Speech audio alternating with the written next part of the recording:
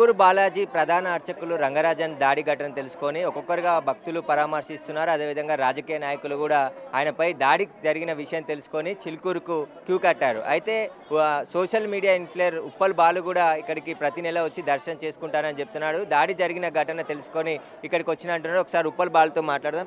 ఏంది అసలు ఎప్పుడెప్పుడు వస్తుంటారు ఈ గుడికి? నేను ప్రతి నెలకు వస్తాను. నాకు ఈ బాలాజీ టెంపుల్ అంటే చాలా నమ్మకం. ఎందుకంటే ఇక్కడ ఏమైనా కోరికలైనా నిజమైతే ఇంతకుముందు నేను 2 కోరికలు మొక్కాను. నాకు ఎప్పుడు వచ్చినా కంపల్సరీ నా అనుకున్న గోల్ అన్నట్లు నేను ప్రతి నెల వస్తాను. అంటే నాకు ఏమన్నా బాధ ఉన్న ఏమైనా జరిగిన వస్తాను. పూజారి కూడా చాలా మంచి వ్యక్తి, బాగా రెస్పెక్ట్గా ఆయన కూడా బాగా మాట్లాడేవాడు. ఎప్పుడు వచ్చినా బాగా దర్శనం చేసేవాడు, బాలను పలకరించేవాడు. కానీ ఇలా కొట్టిండని తెలిసినందుకు షాక్ అయినా, నేనే నమ్మలేకపోతున్నా. అందుకని సడన్గా ఈరోజు స్పెషల్గా నేను వచ్చినాను. అసలు కొట్టడం కరెక్ట్ కాదు, ఒక పూజారిని పట్టుకుని అట్లా కొట్టడం కాదు. కాబట్టి కొట్టిన వాళ్ళు మాత్రం కంపల్సరీ శిక్షించాలి, వాళ్ళని జైలు వేసి ఉరి తీయాలి. ఎందుకంటే ఇలాంటి టెంపుల్లో దేవుళ్ళని తిట్టడము, కొట్టడం అంతవరకు కరెక్ట్. ఇప్పుడు ఒక పూజారి మీద చేసుకోవడం అంటే అంత కరెక్ట్ కాదు. ఇప్పుడు ఎవరిచ్చిన రైట్స్ ఒక మనిషిని కొట్టడం కానీ ఇప్పుడు అనే రైట్స్ ఎవరికి ఉంటాయి. కాబట్టి మంచి పూజారు ఎప్పుడు రెస్పెక్ట్గా పద్ధతిగా మాట్లాడతాడు. నేను కూడా ప్రతి నెల వస్తాను అన్నట్టు టెంపుల్కి. అసలు తెలిసినందుకు ఇప్పుడే కేటీఆర్ కూడా వచ్చిపోయిండు. కేటీఆర్ కూడా చూసినా చాలామంది వచ్చిపోతున్నారు. కంపల్సరీ ఆయన వాళ్ళని కొట్టిన వాళ్ళని శిక్షించాలని మనస్ఫూర్తిగా కోరుకుంటున్నా. ఎందుకంటే ఇది తెలిసినందుకు నాకు కూడా బాధ. పూజారి అయితే మంచి క్లోజ్ ఫ్రెండ్. నాకైతే ఎప్పుడు వచ్చిన దర్శనం చేసి మంచిగా మాట్లాడేవాడు, మంచి పలకరించేవాడు.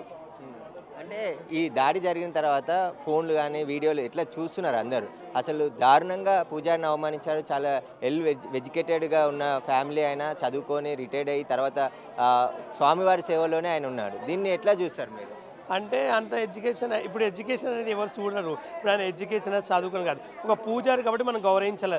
దేవునితో సమానం. ఇప్పుడు పూజారి అంటే ఒక దేవునికి పూజ చేస్తుంటే పూజారు. ఇప్పుడు అందరికీ అదృష్టం ఉండదు. ఇప్పుడు నేను ఉన్నాను, నేను దేవుని పూజ చేయమంటే చేయలేను కదా. ఇప్పుడు నా వృత్తి నేను చేయగలుగుతా.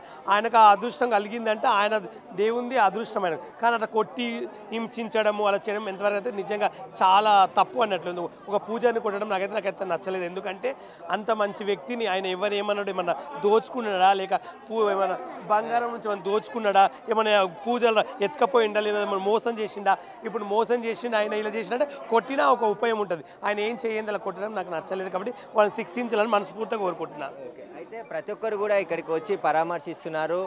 ఎందుకంటే చిలుకూరు స్వామి కోరుకున్న కోరికలు తీరుతాయి, ప్రతి నెల కూడా వచ్చి దర్శించుకుంటానని చెప్పేసి కూడా ఉప్పల్ బాలు చెప్తున్నాడు. అదేవిధంగా స్వామివారి మీద ఏదైతే దాడి జరిగిందో రంగరాజన్ మీద, దానికి సంబంధించి కూడా పూర్తిగా ఖండిస్తున్నాను. ఎవరైతే దాడికి పాల్పడ్డారో వారిని కఠినంగా శిక్షించాలని చెప్పేసి కూడా కోరుతున్నానని చెప్పేసి కూడా ఉప్పల్ బాలు చెప్తున్నాడు. కెమెరామెన్ హరీష్తో సురేష్, బిగ్ టీవీ, చిలుకూరు నుండి.